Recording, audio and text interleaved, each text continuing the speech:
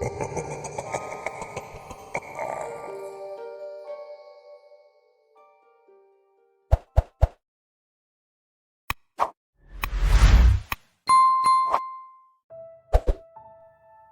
walls shake. The secretive mechanisms of the machine rattle all around us, muted like distant thunder. The six of us are gently rocked, highly conscious of the reverberations.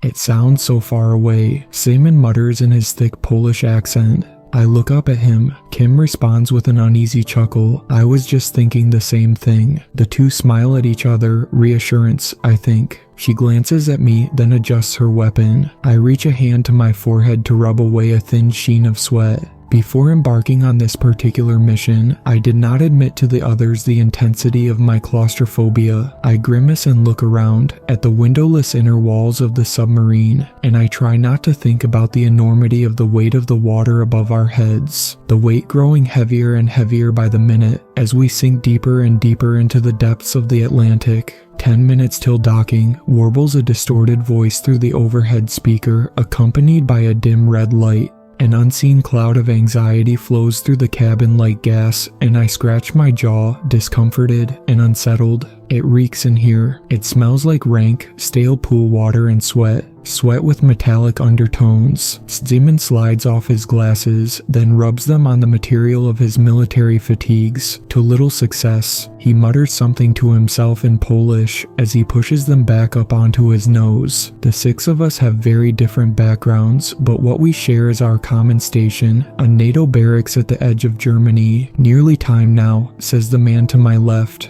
Blaine, a Scotsman who lives in my quarters. Let's get this fucking show on the road, shall we? I raise my eyebrows at him and give him a grim half smile, but no one replies directly. To his left is Rudy, an American keen to tell anyone who will listen about his German heritage, despite having O'Reilly as a last name, which I get some personal amusement from. I'm married to a German myself, a wonderful woman called Nina, but the only actual German natives amongst us this evening are Kim and Manny. Kim's a good friend of Nina's, though we're not actually particularly well acquainted. I see her around the barracks, but we don't have much in common. When we speak, we tend to speak about my wife, which aside from the army is our only real point of shared investment. Kim sometimes jokes that she knows Nina better than I do. I'm not sure how I feel about such jokes, but she's nice enough. Beside her is the other German, born and bred, and that's Manny. Currently snoozing. Manny's an old boy, a grandson, in fact, of one of the men who helped run the, installations we're about to visit. He's sleeping for now. Not sure how he manages it, but he's a trooper. I look down at my boots and reflect on the objectives at hand. Exit the submarine, enter into the bunker, gather intel, report back. Simple enough, I suppose, but the bunker is one of several, a relic from the Second World War and kindly left behind by the Nazis, near unreachable at the bottom of the Atlantic Ocean. There aren't many pictures of these bunkers, and of the pictures that do exist it's difficult to determine scale or size, but by all accounts, the bunkers are monstrous things. Massive installations of concrete and metal and God knows what else, spread in a rough half circle round the entrance to the Mediterranean. Earlier today the six of us flew out from Geilenkirchen, transferred to submarine at the Lysen Naval Base, and it's been a long, miserable ride west from there. Every team that goes to the bunkers reports back the same thing, that they're no major threat, there's nothing to be found of interest, and since they're causing no environmental damage and pose no strategic threat, NATO might as well leave them be. Operations out into the ocean to destroy and clean up the wreckage are expensive and time-consuming, and let's face it, there's always something more important to deal with than some forgotten concrete hulls at the bottom of the sea. Some busybody NATO pen pusher must have noticed the bunkers were years overdue a visit, I guess, kicked up a fuss, and so the papers were shuffled and pawns moved around the board. And here we are, on the way down, down, down, down into the deep. I try not to think about the tight, metal confines of the submarine. I pray that I will be afforded more space to move and think and breathe when we're actually inside the bunker. The little red light by the speaker flicks back into life, and the jumbled voice comes through once again, this time louder with a whip-like electronic crackling. 5 minutes to go, it says, as I start with alarm. Manny is frightened out of his sleep with a gasp and a raspy exclamation. He splutters out a name that I do not recognize, one that means nothing to me. Friedrich, he calls out into the gloom, jumping to his feet in panic. I hear some of the bones in his legs click as he does so. Jesus, Simon mutters, reaching a hand to his chest. Scared the life out of me. The eyes in the submarine regard Manny warily. This is not the first time he has had such an outburst. Friedrich, Manny mumbles again, looking around the vessel at his fellow passengers, expression glazed, confusion marked across his face. Kim reaches up for his arm. The dreams again, Manny, she asks, gently beckoning him back down. Manny just stares at her for a moment, then relents, slowly sinking back onto the bench, rubbing at the gray around his temples wearily. Yes, he replies, in German. Yes, apologies. I don't know what comes over me. They have been getting worse. What was it this time? Kim asks him. He shakes his head. It's already fading, but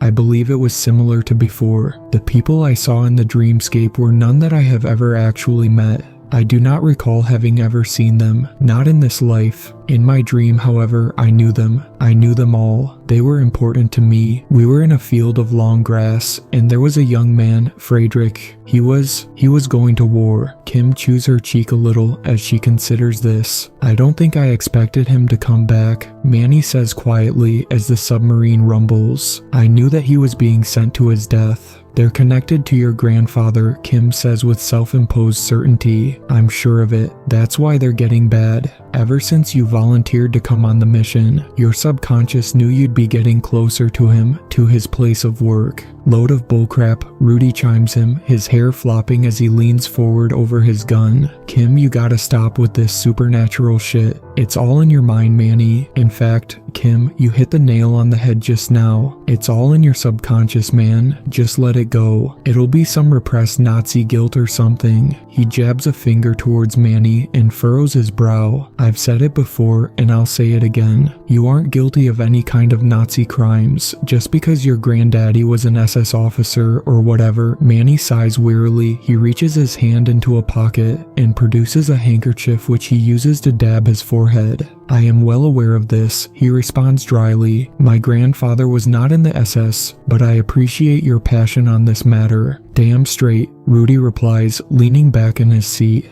Blaine and I exchange a look. I can empathize at least a little with Manny's internal struggle. Regarding his Nazi grandfather, I mean, my wife shares his burden as her own great-grandfather was a colleague of his. They both worked together in a close capacity, I am told. Or at least, that's what the records indicate. Prepare for docking, crackles the voice through the speaker, and for a second or two, the light in the submarine falters, shrouding us all in temporary, sickly darkness. I suppress a shudder as we get ready to disembark, and the rumbling all around us wavers intermittently between louder and quieter, louder and quieter. The sounds of the engine rise to their greatest volume since we left the port at Lisbon, then fade to a soft and steady background murmur. Blaine rises to his feet. Let's check this place out then, the first bunker. Reckon we'll find anything fun. Sesman joins him, stretching as he does so. I doubt it. They recon this place every,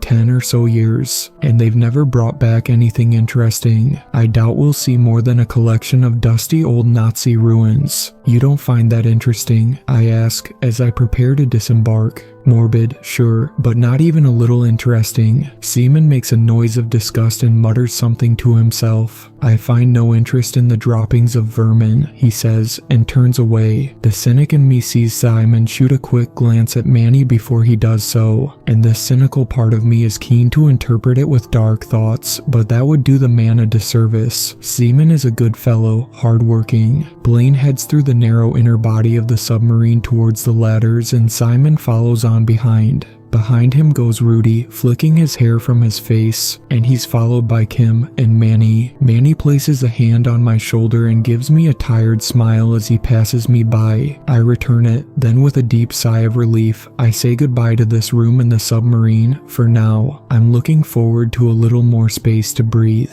One by one we ascend the ladders and out through the circular hatch in the submarine's roof. I allow in a great lungful of air as I do so, squinting through the darkness as I fumble for my torch, switching it on and joining its yellow gold beam with the others. We stand on the cold metal roof of the submarine, half visible, protruding like an iron whale from the black waters below, lapping hungrily at its sides. Ahead of us is a steel rail and a vast concrete platform that extends into shadow. The bunker, from the inside, has the look of an enormous hangar. Kim taps my shoulder, then gestures up towards the back of the hall, closer to the ceiling, and I follow her gaze and raise my light. Our beams fall upon a colossal eagle carved into a sheet of rock, itself embedded in concrete. The eagle is angular and cold and sits proudly upon an enormous swastika. Seaman crosses himself and spits into the water before taking a few long steps and leaping from the edge of the submarine's roof to the concrete platform, his boots scraping against the side. He hauls himself up with the aid of the steel rail, and we listen to the sounds of his boots against the ground as he looks for the mechanism which will release a bridge for safer passage. It was in the file, so it shouldn't be too hard to find.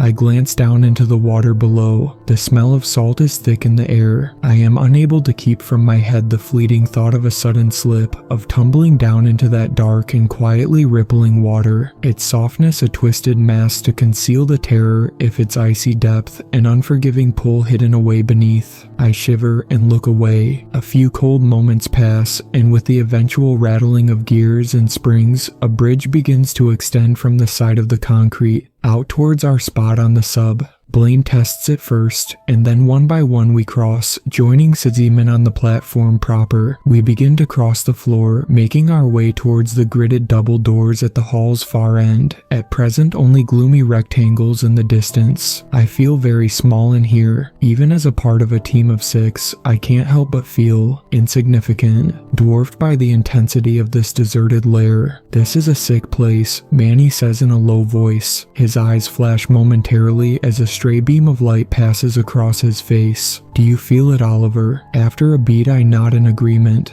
There is something wrong here, something on a level I can't quite grasp just yet. I glance up to the eagle as we walk beneath it. This is no passing fancy historical site. Are you all right? I ask him. Yes, he replies. Yes, for now. I don't know exactly why Manny volunteered for this mission. He's the only one who volunteered for one thing. The rest of us were simply ordered. I think he pulled some strings and cashed in some favors, convinced the brass he'd be of use given his knowledge of and experience in decommissioning former Nazi sites and places of relevance. It's true what Kim was saying earlier as well. His grandfather was a prominent Nazi, vanished without a trace one day. There's no record of his death, but he did work down here, at least for a time. That much is known. One of the first recon teams down to this bunker recovered some old files. Manny's grandfather was one of the listed names found within. You reckon we'll find any bodies? Blaine calls back over his shoulder, just a little too loud for the environment. I cringe, but Rudy replies, undeterred. I should think so. Might find myself a nice, shiny Nazi skull to take home as a souvenir. We reach the metal double doors at the end of the hall, and with a look round the group, Blaine presses his shoulder against them and forces one open. We slip through the gap in formation, checking down the long, dark corridors that branch out before us and beside us, disappearing into the void on our left and to our right. No, Manny says, his voice echoing down between the walls. The reports made no note of any bodies found, Nazi or otherwise. Whatever they were doing here, they didn't stick around. So then where did they go? Simon ponders aloud, arcing his weapon around as he steps into a deserted room nearby, perhaps once used for briefings or meetings. They wouldn't have just vanished into thin air. We might see a body, Kim says. The group looks at her. A man was killed during the last expedition. A soldier, French, I think. Oh yeah, Rudy mutters, rubbing his nose. How'd that happen again? Freak accident, right?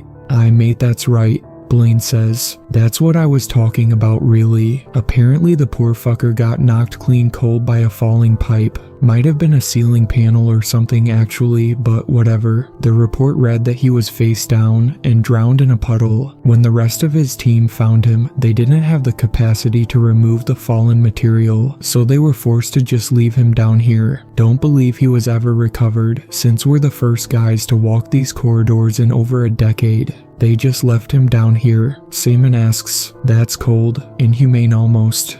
I don't think they had a choice, sigh, Kim says, nudging his arm. Maybe we'll have to leave you down here. Hey, not funny, he says, but he chuckles as he does so. I'm not particularly amused myself. To tell the truth, I feel sick. Unless they're hiding it better than we are, it's possible that only Manny and myself are actually comprehending the weight of the monstrosity of this place. The others haven't really thought about it, I don't think. But we're in one of 6 bunkers. This particular one is the easiest to reach, supposedly, so it's the one that Command keeps sending their teams to. But something of this size, something as massive as this, hidden away in the darkness at the bottom of the ocean, it's hiding a secret. A terrible, frightening secret, and I don't even know what it is. The place is cold, and chills ripple across my exposed skin as I glance from left to right, peering into the shadows of the open doorways as we walk the length of the central corridor, deeper into the middle of the complex. Strategically, a bunker like this would be better off in the Mediterranean, surely, shallower waters for easier construction, positioned between Italy and Libya, for instance, for maximum tactical value, but the Nazis took the time and trouble to construct it out here in the Atlantic. And for what? Why would they do this? Where did they go? And what exactly did they leave behind?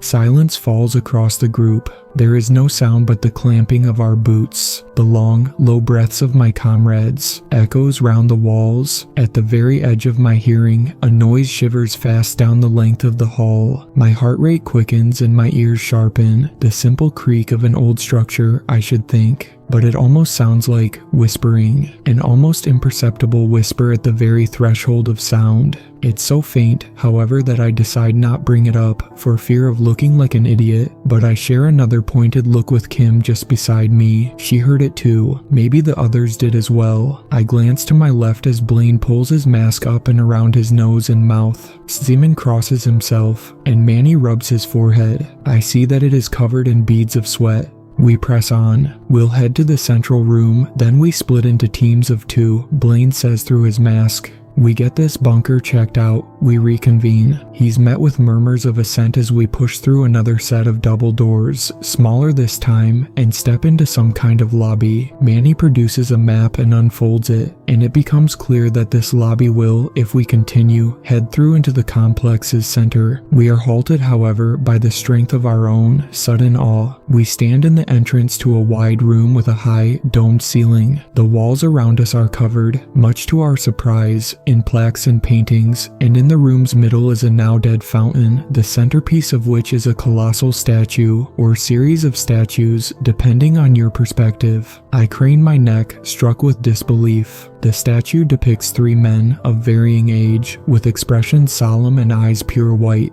A long and fish-like serpent carved from the same foundation winds itself between and around them, way up towards the ceiling, its jaw wide and teeth sharp. A dark, circular symbol can be seen on the foreheads of each of the 3 men, stark against the relative paleness of their stone skin. Die Schwarze Sonne, Manny mutters, taking a step towards the statue. He is hauntingly small by comparison. The Black Sun, Simon repeats, staring up at the centerpiece with horror. What does it mean? Rudy asks, glancing around the group. And what the hell is this thing anyways? It ain't in the damned report. You'd think at least one of the teams would have mentioned seeing something like this. The Black Sun was one of the many symbols utilized by the SS, Manny replies, still staring up at the great statues. It has been employed by many cultures, but in this instance, it was the symbol of Wewelsburg Castle. He turns to us, the dark home of the Nazi foray into the occult, led by none other than Heinrich Himmler.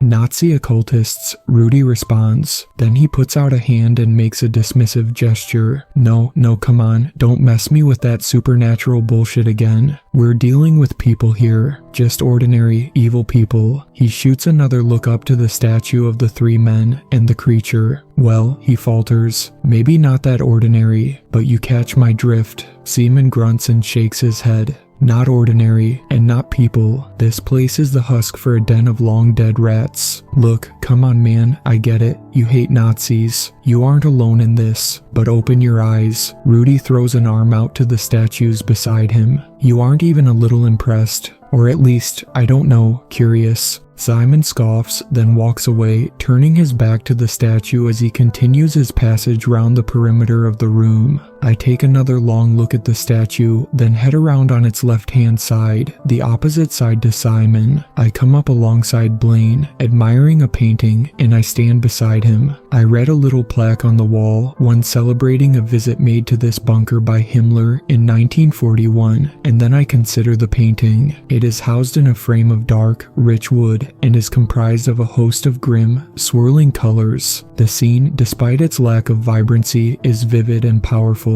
It depicts a churning sea, and it almost feels as if I am there myself. And in a way, I am. Here in this bunker, at the bottom of the ocean, the waves are gray and black and tinged with the darkest of blues, frothing angrily as they crash and cascade into and over each other. At the painting's far left is the silhouette of a shadowed city of ruins, protruding faintly from the surging sea and lost behind the spiraling clouds overhead. I am vaguely aware of a low conversation taking place between Suziman and Kim somewhere far behind me, but in the moment, they are overwhelmed by the impossible roar of these silent waves. A lighthouse stands at the far right of the painting. Its beacon is an eye, and the flash of painted gold looks out over the storm and casts a lone, solemn beam towards the fallen city. The lighthouse, upon closer inspection, is comprised of bodies, hundreds and hundreds of broken bodies, intertwined with torturous new purpose. It's awful, isn't it?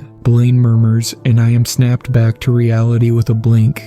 Yes, I reply after a beat, glancing down to the little silver tag embedded in the painting's frame. Die 1000, it's called, or in English, the 1000. Awful, I repeat, but still, Blaine grunts. It's a quality painting. There's a pause. Not something I'd ever hang up in my bloody bedroom though. Personally, I chuckle dryly and we move on. Our footsteps are heavy against the concrete below. Rudy made a point just now, I say out loud, as we walk. Blaine waits for me to continue. He said that the statue, this whole room, actually, it's entirely omitted in the reports. This is meant to be an uninteresting, unassuming lobby. Instead, it's filled with intricate paintings and giant statues. Why wouldn't this stuff have been mentioned? Seems obvious to me, mate. Blaine replies, because despite what Simon says, this stuff is interesting. And when somebody finds something mysterious and interesting, everyone and their grandma wants to come and have a look. He hoists his gun a little higher, clears his throat. I'm guessing that this was all omitted because the recon teams decided they didn't want people coming down here. I swallow. And why would they do that, HM? I ask him rhetorically. Why wouldn't they want anyone else coming down? Why keep it all so cryptic and silent? Blaine shrugs. Couldn't say. There's something wrong down here, I mutter. I'm sure of it. Something very, very wrong, and every part of me hates this place.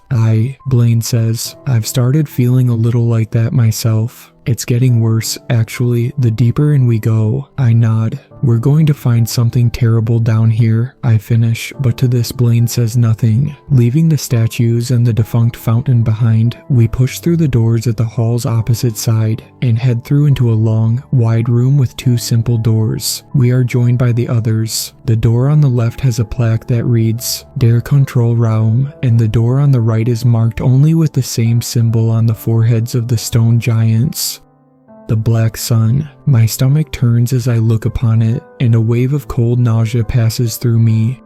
My heart rate quickens and I roll my shoulders, attempting to release some built-up tension. Manny brings a hand up to his head and gasps, and the group turns to him. Manny, Kim says with concern, "Are you all right?" Manny pats her hand, then steps away, a little closer to the control room. I keep seeing, he falters. I am seeing in my head what I can only describe as flashes of memory, but the memories are not mine. He gestures to the control room door. There is a man in there, he says simply, then looks back at us. A dead man, I believe. He rubs the side of his forehead. And I have also come to believe that I was wrong earlier. I no longer think this place is entirely deserted. He points to the door. A man's last memories are held behind that door. Then he strides towards it. Manny, Rudy calls out, "Wait," but the man does not. He approaches and grabs the handle, swinging the door outwards into our corridor, and shines inside his beam of light.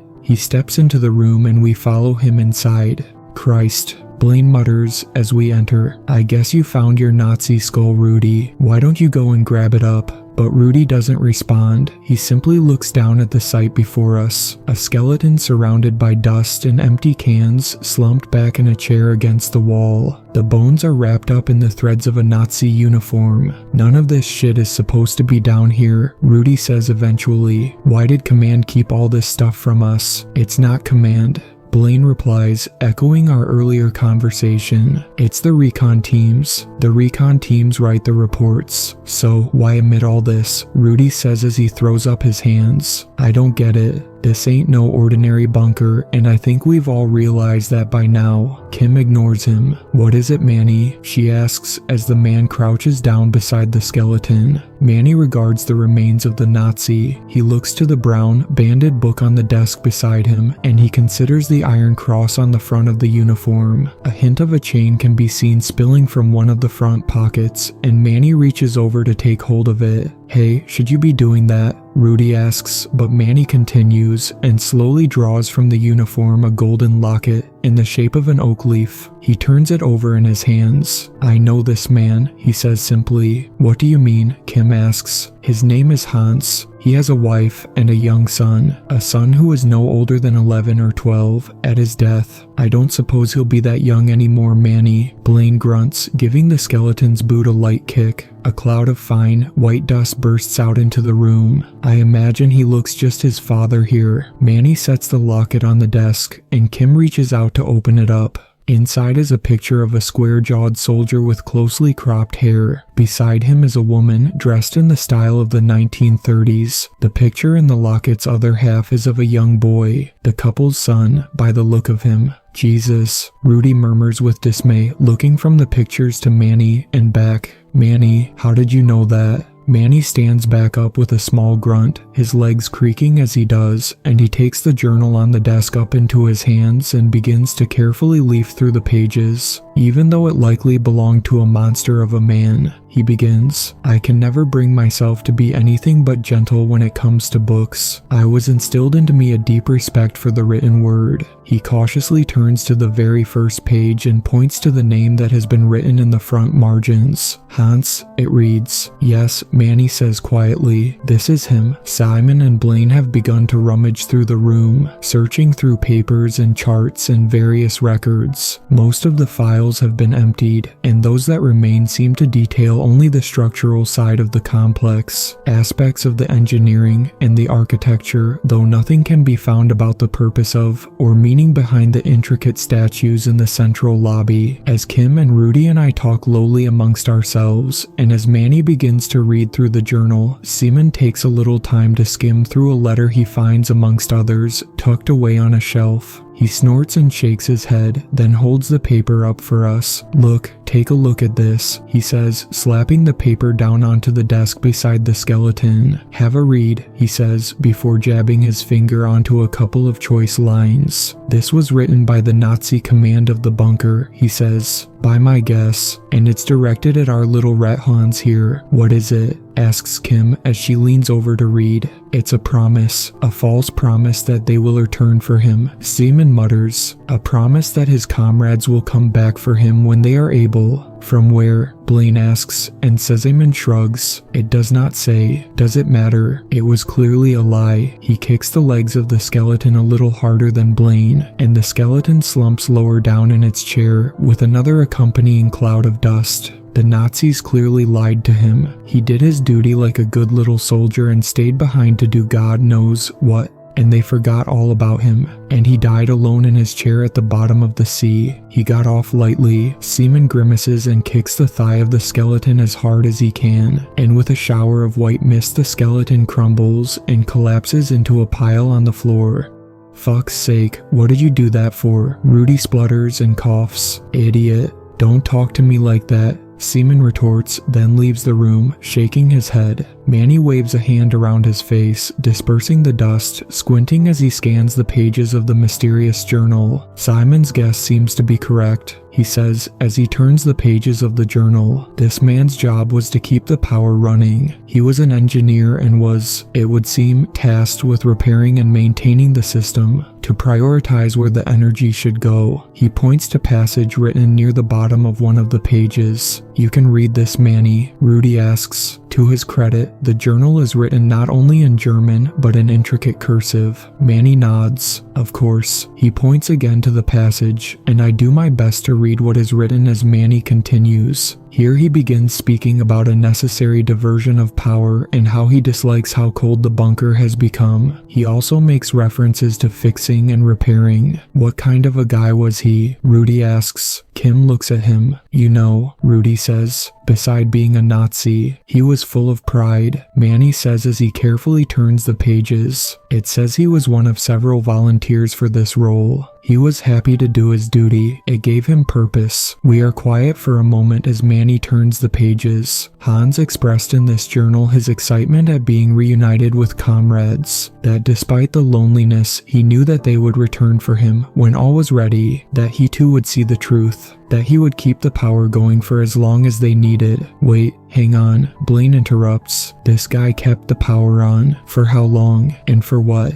Why exactly was he keeping this place active? There is pause and Blaine looks around the room. Is it still active? To this, of course, we have no answer. That's a good point though, says Kim. Does it say what the purpose of the bunker is in there, Manny? Does Hans write about why he had to keep the power on? Manny chews his tongue in thought. He flicks through another couple of pages. His writing is somewhat cryptic in that regard. Perhaps he feared that the journal would anger his superiors, a potential breach of state secrets. He writes only that his work, ongoing, was to protect. He points to a sentence at the bottom of a paragraph. Despite the calligraphy, the words are quite clear. Die 1000. Manny reads aloud, and a slow, cold chill shivers across my body. I make cold eye contact with Blaine. Manny, I begin, but the man continues. He grew angry, Manny mutters, turning page after page, scanning them as quickly as he can. Hans, he grows impatient, and becomes guilty because of this impatience. He is frustrated, anxious, yes, here he notes his fear. He expresses true worry for the first time. Worry that they will not return for him before his supplies are exhausted. Manny's eyes dart from left to right across the pages. We watch him do so. I find that my heart has begun to pound, and eventually Manny turns to the final entry. Manny regards us one by one, then reads the passage aloud.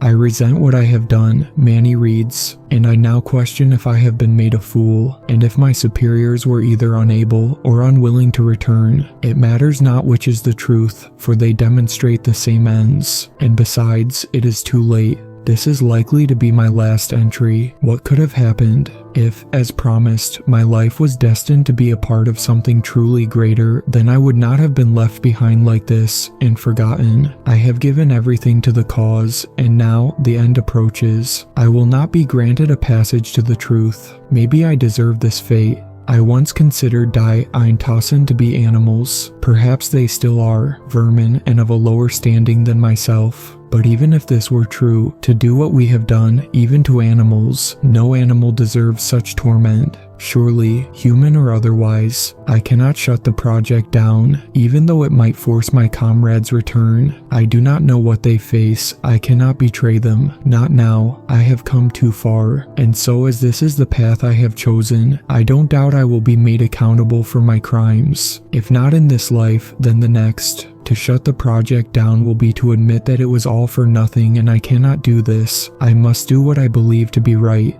Manny finishes reading aloud, then closes the journal with a dull thud, placing it back on the desk. Die 1000. Kim repeats out loud. What could it be? I have a theory or two. Manny begins, but he is again interrupted. Seaman leans around the open doorway, his expression dark. No need, Manny, he says. I believe that I have found it. He disappears, and hurriedly we follow on, leaving the control room behind and catching Seziman up as he passes through the second door, the one marked with the black sun. We step into an enormous room, shrouded in flickering green and watery light. Seaman strides to the room's middle, and his shadow is thrown out long behind him across the floor. Oh, Kim murmurs, her breathing growing shallower and shallower beside me. Oh no, oh no. My eyes widen and I take a step forwards, caught in the clutches of terror. Blaine swears, and Rudy does likewise, running across the room to catch up with Simon. Despite the cold, Manny is now sweating profusely, and I can see him shaking in the corner of my field of vision. But each and every one of us stares at the towering centerpiece of the hall. This is no statue. We stare at a monstrous translucent box of thick glass, refracting its green inner light across our faces, across the walls, bizarre and ever-shifting shapes and shards. It bubbles softly, it whirs, and pipes overhead creak wearily in the darkness. It is a tank of sorts, filled to the brim with an unknown green liquid, and inside, drifting like wraiths as if caught in the wind, are hundreds and hundreds of bodies. They are naked, warped, their eyes are all completely blank. Shimmering green through the liquid, through the light, their mouths hung open and fixed with expressions of shock or of silent horror, perhaps. Bubbles form across their skin. Many of the drifters have developed tendrils or frills that float behind them like the arms of a jellyfish. I look at the faces behind the glass. It is difficult to make them all out, but I get the strong impression that some are old and some are young, some are male and some female. These are people from all walks of life, and here they are, drifting in the shimmering green light of the tank, way down here with us, beneath the waves. Die 1000,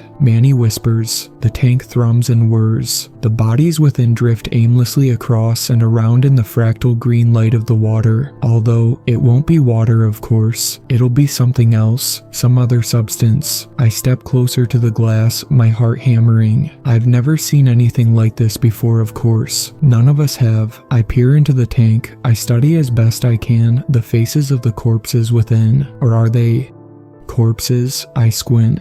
They make me feel ill. The distortion of the glass and the light in the liquid makes it difficult to tell if the people inside are breathing, but they certainly don't appear alive in the traditional sense. Their expressions are fixed in place. Dark veins have crept up their hosts' necks and have begun to streak across their faces. Whenever I think I can see a twitch in a muscle or in one of these mutated veins, I am met with a doubt that it was, perhaps, nothing more than trickery in the light. Watching them all drift by, it makes my head spin. I release a breath I'd forgotten I was holding and retreat with a hand on my forehead. This is it, right? Rudy says, turning back to face the group, looking rapidly between us. This is the 1000, Die 1000. I think about the painting I saw back in the lobby, and I meet the gaze of Blaine beside me. It's clear he's thinking about the same thing. Rudy swears and runs his hands through his hair. I didn't sign up for this, man. Simon unclasps and raises his weapon. He takes a step forwards. Hey, Rudy calls as voices rise around the group.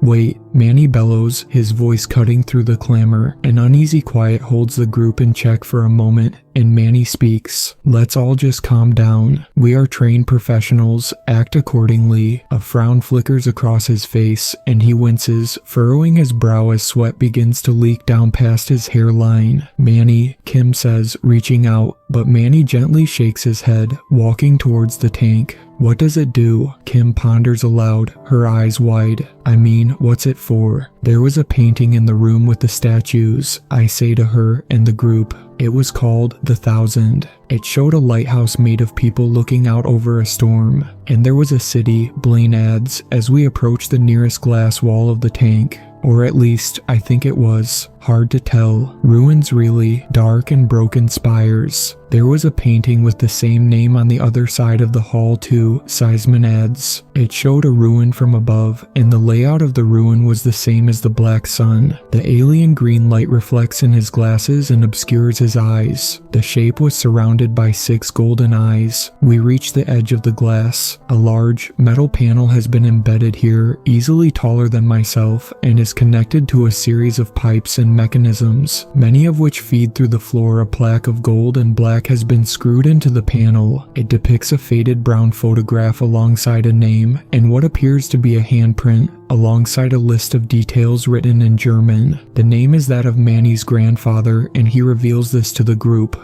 Fuck, Rudy mutters, this is insane. Blaine grunts, I see some resemblance, Manny. Perhaps a little. Manny says, his eyes scanning the information recorded here. Though personally, I have always felt I take more after my mother's side of the family. He reaches up a hand and places it against the handprint of his grandfather and instantly recoils with a gasp, clutching his head. He catches his breath, then furrows his brow, looking up at the tank. This thing is an insult to humanity, he grunts. A tumor, almost every fiber of my being wants to see it destroyed. But yet, there is something else as well. What? Kim asks. What is it? I keep seeing, Manny begins, then falters. I keep seeing glimpses of the water, as if I am in there, amongst them. I see myself through the glass, distorted, just quick flashes. Sisman sucks some air in through his teeth. I think we shut this down. I don't know why it has been kept active for so long, this disgusting secret. What are we even suggesting here? Is Manny able to see through the eyes of these bodies in the water? Are they alive? His final word echoes around the room and is lost to the thrum of the old machinery. He clenches his jaw, then repeats himself. I say we shut it down, and I say we shut it down now. The tank was built by Nazis. What more do you people need? You think it's something to be preserved? He turns and begins to stride around the side of the tank, into the watery shadows thrown by the structure's eerie light. Kim hurries after him. Wait, Z-Man, don't you think we should wait to try and work out what it's for, or why it was built? Blaine turns to us. I think I might go back and grab that journal. Couldn't make much sense of it myself, but Manny can read it. He might have missed something important. But as he makes to leave, we hear Sisman call his name. Blaine, he shouts back through the darkness. Got another skeleton here. I think it's the one you were talking about. We head over, us tiny specks in the glow of the green tank, and as we approach Simon and Kim, we find them standing by the side of a skeleton adorned in Western military fatigues and sprawled across the floor. We consider it for a moment. This is no Nazi, obviously, Rudy murmurs, crouching down and running his fingers around the collar. He lifts an arm to look at the sleeve. French, he says. This'll be the guy from the report. Wait, Kim mutters. No, that can't be right. The report read that he was killed by a fallen pipe, right? Drowned in a puddle. Blaine and I take a step back, and we cast the beams of our torches around the surrounding area. A few of the beams are raised to the high ceiling above. There is no sign above of any disconnected piping or paneling, nor is there any sign of something having fallen. Aside from the skeleton itself, the ground is unmarked. There is also no logical place from which a puddle might have formed, or from where such a puddle might have leaked. This guy wasn't killed by no falling debris, Rudy says. Take a look at this, guys. He lifts his torch and the light falls across the skeleton's head. It illuminates a single hole, the size of a bullet, in the back of the skeleton's skull. Shot in the back of the head. Simon murmurs, anger rising in the back of his voice. All right, enough of this, he shouts, standing straight up. Enough of this ridiculous murder mystery. He jabs a finger towards the tank. That thing makes me sick, and I'm shutting it down, now. He takes his weapon in hand and strides past the skeleton, back towards the tank. Hey, hold on, Kim says, reaching out for his sleeve, but he shrugs her off. Rudy positions himself in the man's way. For God's sake, just calm down.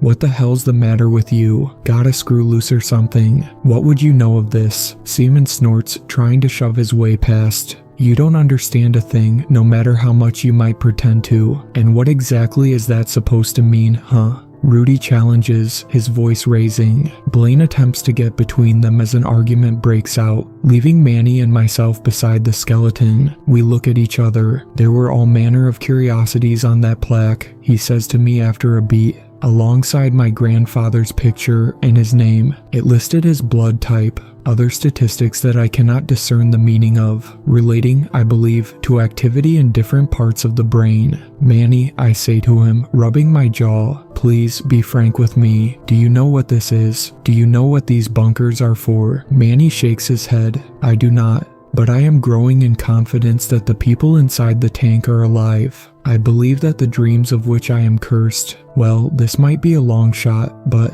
I think they might come from the drifters inside the tank. Goosebumps ripple across my skin. So what do? I ask. Is Simon right? Do we try to shut it down? I think we have no choice, Manny replies. So how do we do it? I ask him. The guy who wrote the journal said even he couldn't do it. I believe that the fellow in the control room was constrained mentally, Oliver, Manny says to me, not physically, and we have access to technology the Nazis did not.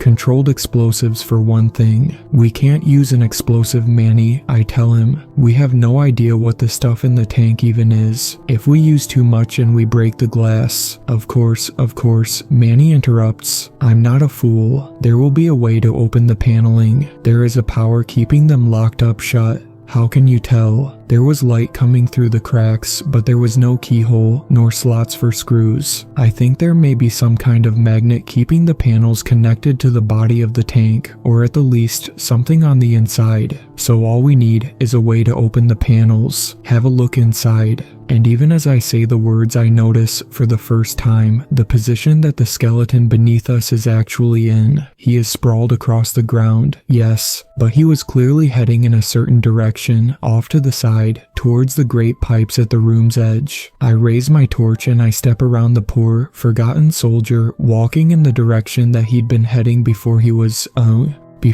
shot.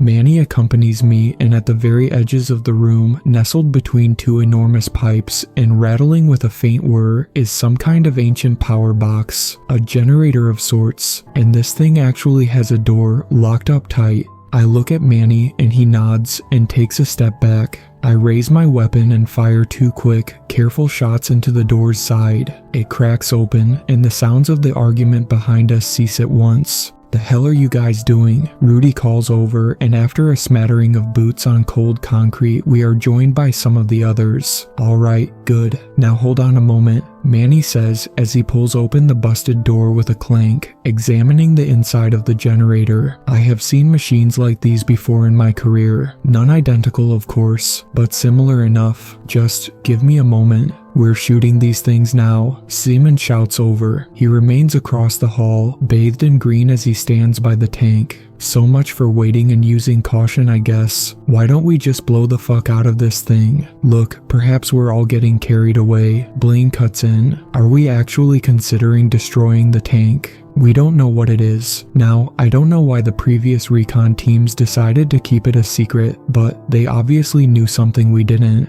Perhaps we spend a little more time looking around. At least, we should report this, Kim says. Let's just get out of here and tell command everything we know. Got it. Manny mutters to himself as he makes a decision, then reaches out and flicks a switch. He unplugs a cord, then pulls down on a lever on the right-hand side. There is a low groan that rumbles throughout the bunker. The green light flickers momentarily, and with a cloud of dust and a metallic clattering, I see the silhouettes of several panels falling from the side of the tank. Now, Manny says, rubbing some dark grease from his hands, let's take a look at what we're working with here. As Blaine suggests, there is clearly more to learn about this place. We take a slow and measured approach to this. We have no idea what we're working with, so we consider every juncture with caution. We cannot rule out simply giving a full report to command, but there must be a reason as to why we've never heard about all this before. He looks between us, from Blaine to Kim to Rudy and myself. Now, I have some theories regarding the people in the tank.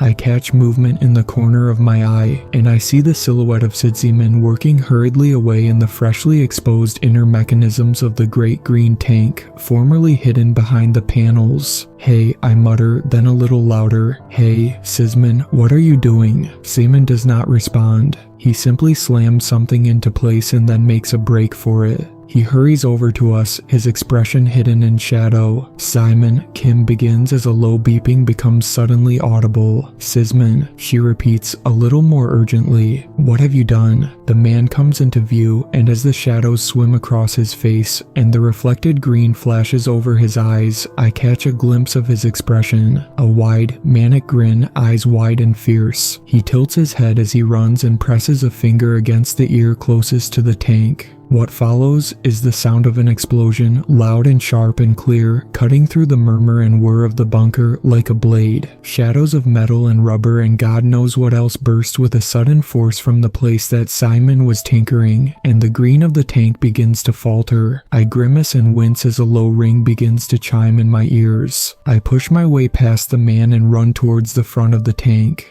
The entire panel, with the picture of Manny's grandfather and the information alongside, has been blown to shreds. Staring into the dark hole that Sizzy Man has blown in the mechanism of the tank's filter. I'm not sure what it is, but looking inside at the steadily grinding gears, the deflating pumps and the leaking ooze and grease and fluid, it's like looking into the open wound of a monstrous dying animal. I retreat, looking up in shock as, from this fresh wound, a dark, thick sludge begins to leak into the glowing green waters. Manny gasps aloud and collapses to his knees, holding his head. Kim rushes to his side, as the rest of us watch the sludge disperse and billow out like a slow, toxic cloud throughout the water. The drifting souls, it seems to me that they try their best to avoid it, for as long as they can, in the manner that a jellyfish might try to avoid a beam of light, in its slow and meandering way, but one by one they are all enveloped, and the green liquid turns steadily gray, and then black. I watch in cold horror as the hundreds upon hundreds of bodies begin to melt. They lose whatever sense of orientation they might once have possessed. They are washed against each other, and where they touch, they dissolve. There's no other word for it.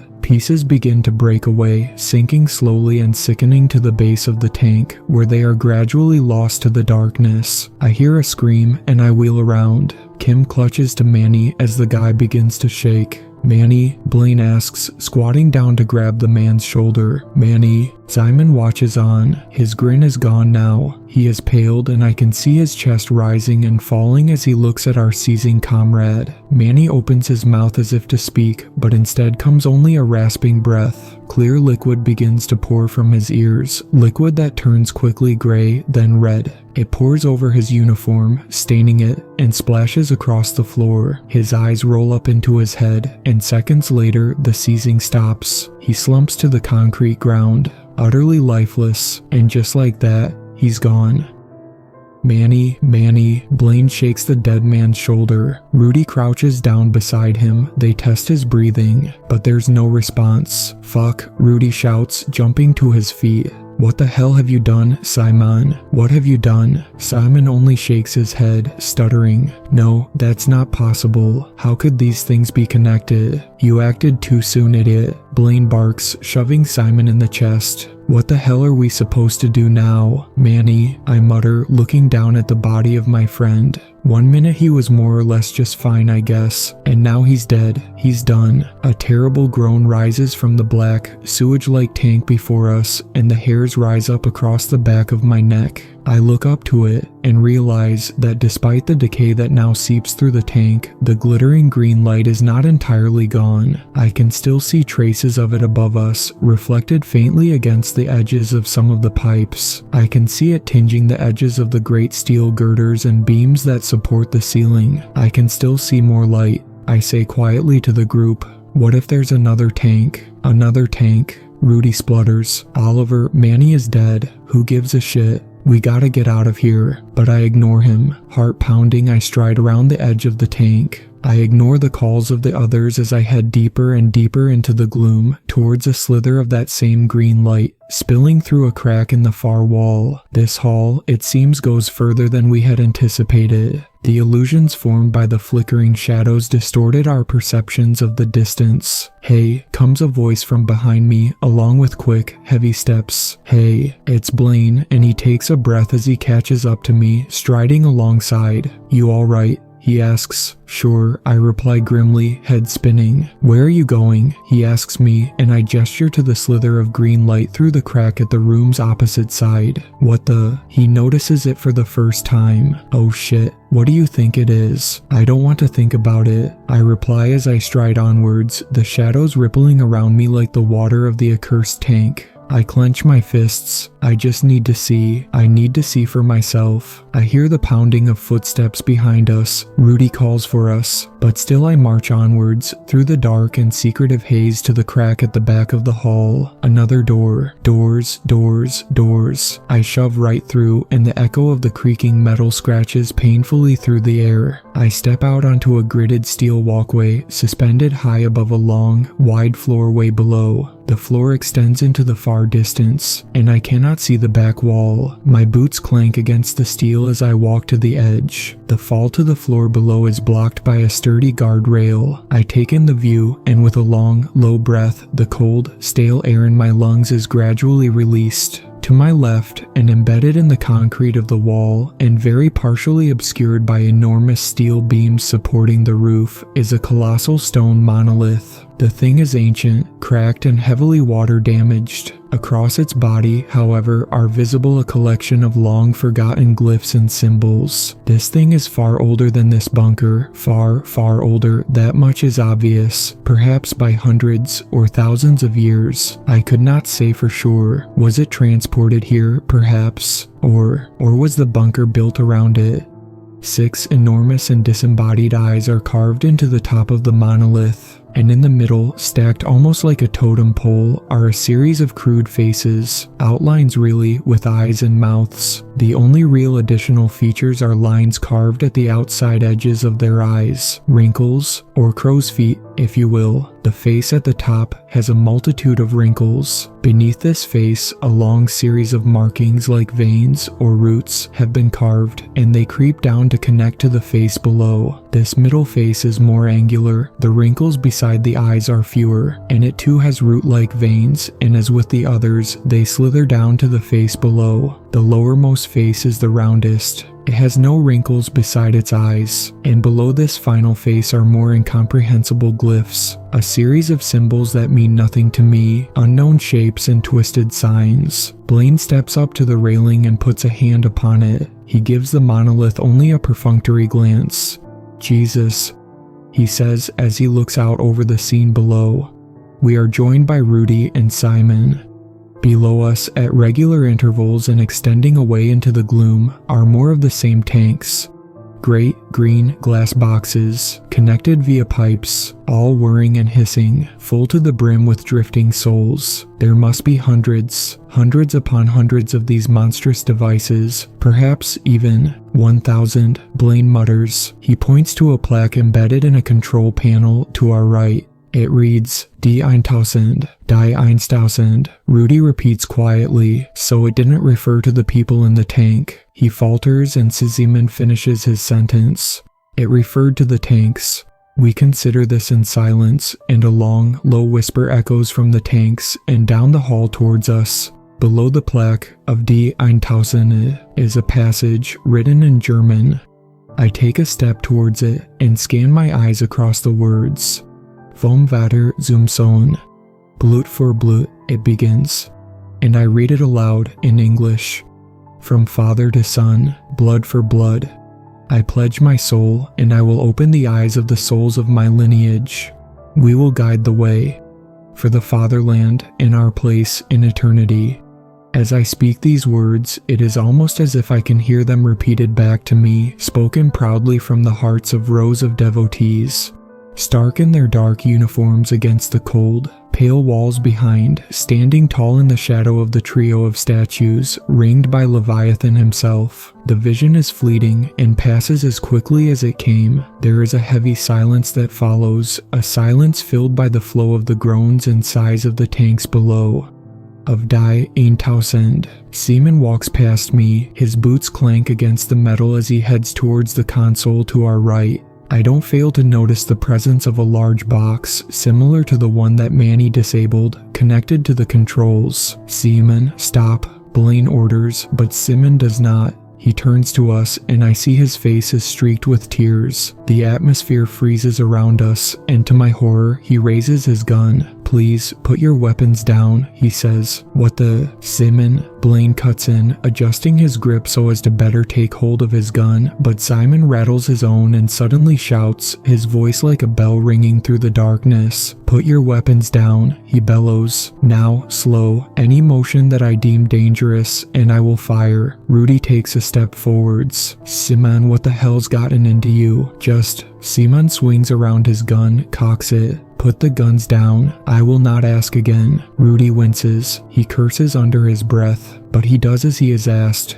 As the rest of us remain motionless, Rudy carefully unstraps his weapon and slowly lowers it to the ground. Seaman's eyes are fixed on his every movement. Once he has done this, Seaman gestures to Blaine and then to myself, and the two of us do likewise and place our weapons on the ground. I'm sorry, Seaman mutters before stepping towards us, and with a few sweeping motions with his feet, he kicks the guns off the side of the platform, where they fall to the shadowed concrete far below with a clatter. What the fuck has gotten into you, sudsy man? Blaine asks. You couldn't have known that what you were going to do would kill Manny. You acted bloody recklessly, but it's not your fault Manny's dead. But we gotta just stop for a second to process this. Alright mate. Work out what it all means. We're clearly dealing with something way beyond our pay grade here. You're not thinking straight. I have to shut this thing down now, Seaman tells us. I realize that this is something that I must do. Die eintausend.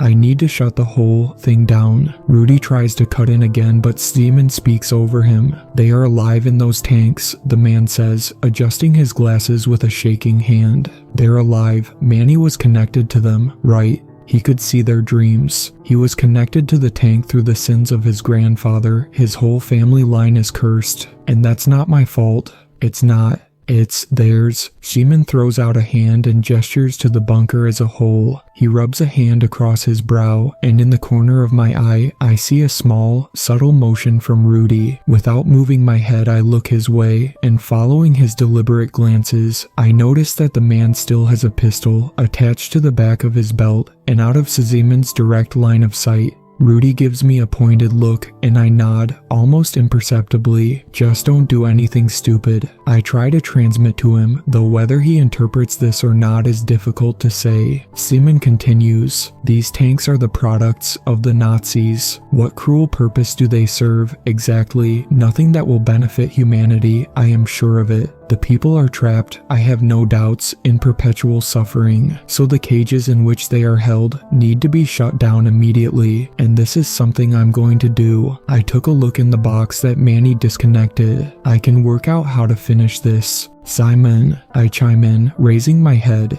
The tank you destroyed was, as you said yourself, connected to Manny. There's something horrible about the way these tanks work. This mantra, the connections. A flood of various images flash through my head. The three statues, the black sun, the terrible painting in the central hall. I see the ruined city and the waves and the shining eye. I shoot a glance over the monolith embedded in the wall to our left, at the veins and roots that connect the faces. I repeat the words on the plaque. From father to son, blood for blood, I pledge my soul, and I will open the eyes of the souls of my lineage. We will guide the way for the fatherland and our place in eternity. My throat has gone death dry, but I continue. Simon, what if what you did killed Manny's son as well? What about his brother? Does the man have any cousins? How far does this thing go? And even as I speak, a terrible, cold thought strikes deep into my core. I think of Nina, my wife, and I think of her heritage.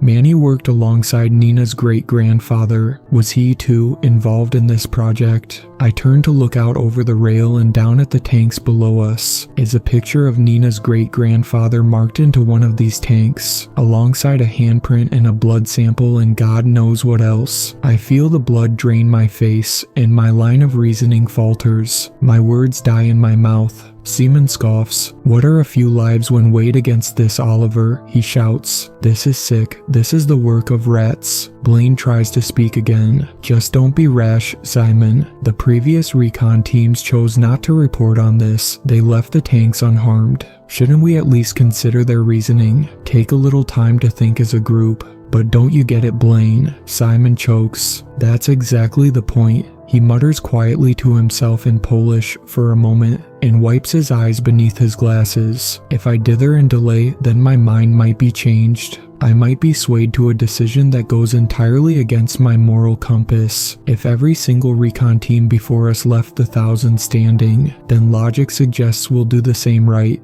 But I can't. I just can't. It's not right. So I have to shut it all down before something changes my mind. Once it's done, it's done. Shimon starts rambling. He paces up and down. He spits over the rail, the energy in his voice renewed. Whatever it is, whatever it's for, it's done, it ends here, and he spins on his heels and strides to the master console. He fires a series of bullets into the box and tears the metal door from its hinges. Simon, wait. Blaine roars as a ringing echoes in our ears. There is a sudden clamor, and then with a sharp, fiery burst, one final bullet is fired. I swear and jump in shock as a hole appears in the back of Szyman's head. A cloud of blood erupts through his forehead and splatters across the console. He collapses at once, all motion control, instantly lost as he slumps against the controls, collapsing ungracefully onto the ground, where he twitches, then lays still as blood pools steadily across the metal and drips and leaks down through the metal grates. My chest rises and falls, adrenaline coursing through me. I turn to Rudy in utter disbelief that the man would resort to such drastic measures so quickly, but I am shocked to see that Rudy's pistol remains firmly in his belt.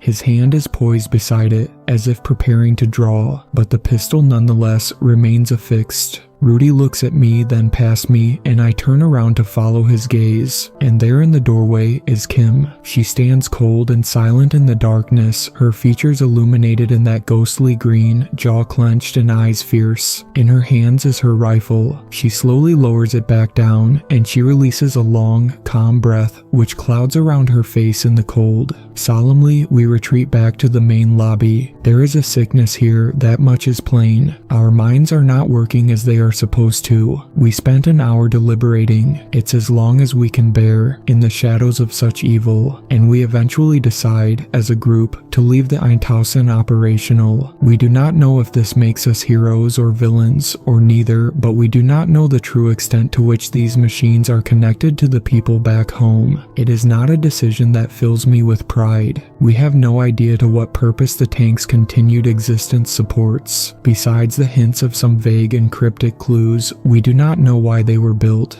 We do not know what happened to the Nazis who worked here, and we do not know where they went, nor how exactly we would find them if we wanted to. But what we do know is that both Manny and Szyman died the same way as the fallen French soldier.